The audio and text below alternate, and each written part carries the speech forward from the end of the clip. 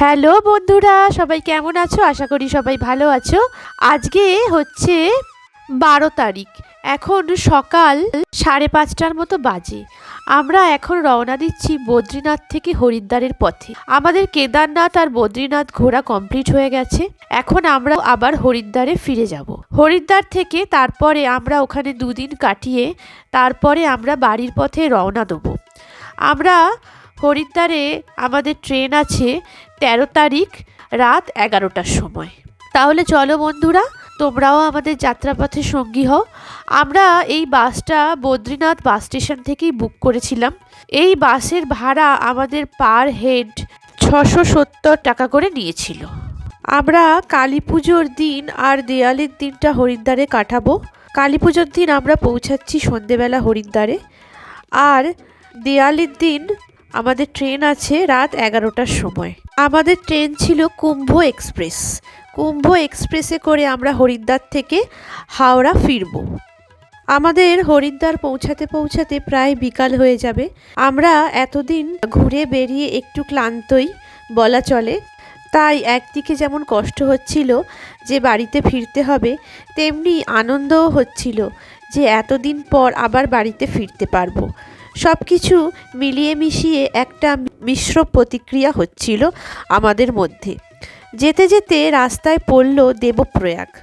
দেখো বন্ধুরা, রাস্তায় যেতে যেতে অনেকগুলো প্রয়াগ পড়বে, তার মধ্যে দেবপ্রয়াগ হলো একটি। এই দেখো, এই হলো দুটি নদীর সঙ্গমস্থল। ভালো করে ভিডিওটা লক্ষ্য করলে দেখতে পারবে দুটো আলাদা কালারের নদী একটা জায়গায় মিলিত হচ্ছে। যেই স্থানে মিলিত হচ্ছে সেই স্থানটিকে প্রয়াগ বলা হয়। একটা ধূসর রঙের নদী আর একটা নীল রঙের নদী এখানে প্রবাহিত হচ্ছে। আর বন্ধুরা, এই হলো সেই স্থান যেখানে অলকানন্দা আর ভাগীরথী নদী একসাথে মিলে গঙ্গা নাম ধারণ করছে। এই গঙ্গা নদী আমাদের পশ্চিমবঙ্গের ওপর দিয়ে প্রবাহিত হয়। যে পবিত্র গঙ্গা নদীকে আমরা হিন্দুরা পুজো করি। এই বদ্রীনাথ থেকে হরিদ্বারের দূরত্ব 309 কিলোমিটার। তোমাদের সাথে কথা বলতে বলতে আমরা চলে এলাম ঋষিকেশ। এই হচ্ছে ঋষিকেশ বাস স্ট্যান্ড। এখন ঋষিকেশ থেকে আমাদের গাড়িটা হরিদ্বারে যাবে। ঋষিকেশ থেকে হরিদ্বারের দূরত্ব 36 কিলোমিটার। হরিদ্বারে আমাদের একটা ধর্মশালা বুক করা আছে। যে ধর্মশালাটা আমরা এসে প্রথমে থেকেছিলাম কেদারনাথে আসার সময়, সেই ধর্মশালাটাই আমাদের বুক করা আছে। সেখানে গিয়েই আমরা উঠব। আমরা হরিদ্বার ঢুকে গেছি। আমরা কেদারনাথে আসার আগে তখনই হরিদ্বারের কয়েকটা জায়গায় ঘুরে নিয়েছিলাম। এখন হরিদ্বারে আমাদের আর কিছু ঘোরার নেই। আমরা হরিদ্বারে এসে একটু রেস্ট নেব, আর কিছু শপিং করার আছে সেইগুলো করব। করে তারপরে আমরা আমাদের বাড়ির পথে ফিরে যাব। হরিদ্বারে যখন আমরা প্রথমে এসেছিলাম কেদারনাথ আসার সময়, তখন আমরা হরিদ্বারের যে মার্কেটটা সেটা ভালোভাবে ঘুরে দেখা হয়নি। সেই মার্কেটটা ভালোভাবে ঘুরবো, আর সেখান থেকে প্রচুর শপিং করার ইচ্ছা আছে। তাহলে বন্ধুরা দেখা যাক, চলো হরিদ্বারে গিয়ে আমরা কি করি সমস্ত কিছুই তোমাদের দেখাবো। তাহলে বন্ধুরা সেগুলো দেখার জন্য অবশ্যই কিন্তু আমাদের সাথে থাকতে হবে আর দেখতে থাকতে হবে ভিডিওটা। আর দেখো বন্ধুরা, হরিদ্বারের গঙ্গাটা দেখা যাচ্ছে, আর কি সুন্দর সানসেট হচ্ছে। আর ব্রিজের ওপর দিয়ে দৃশ্যটা দেখতে কি যে সুন্দর লাগছিল তা বলে বোঝানো যাবে না।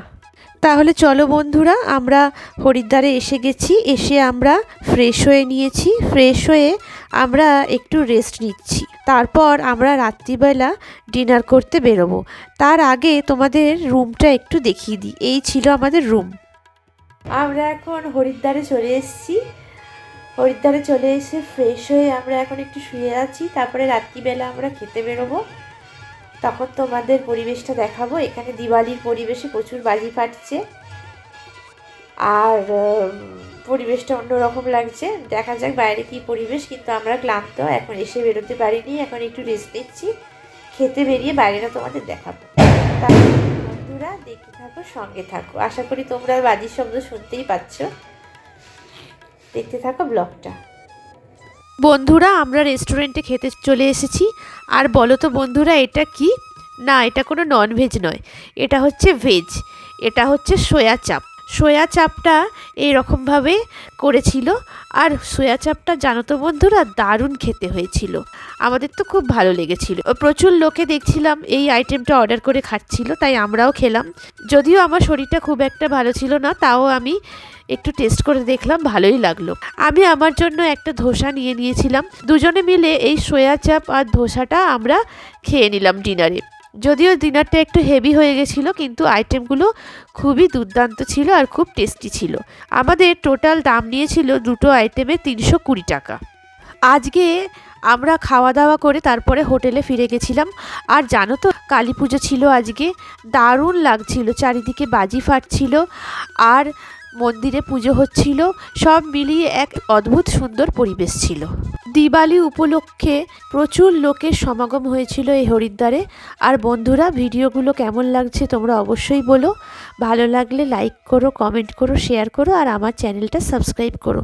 চলো বন্ধুরা, তোমাদের পরিবেশটা একবার দেখাই যে কত সুন্দর পরিবেশ ছিল। আর বন্ধুরা, ভিডিওটা এখানেই শেষ করলাম। পরবর্তী ব্লগ আবার হরিদ্বারেরই খুব তাড়াতাড়ি নিয়ে আসবো তোমাদের সামনে। সবাই ভালো থেকো, সুস্থ থেকো আর আমার পরবর্তী ব্লগের জন্য অবশ্যই অপেক্ষা করো।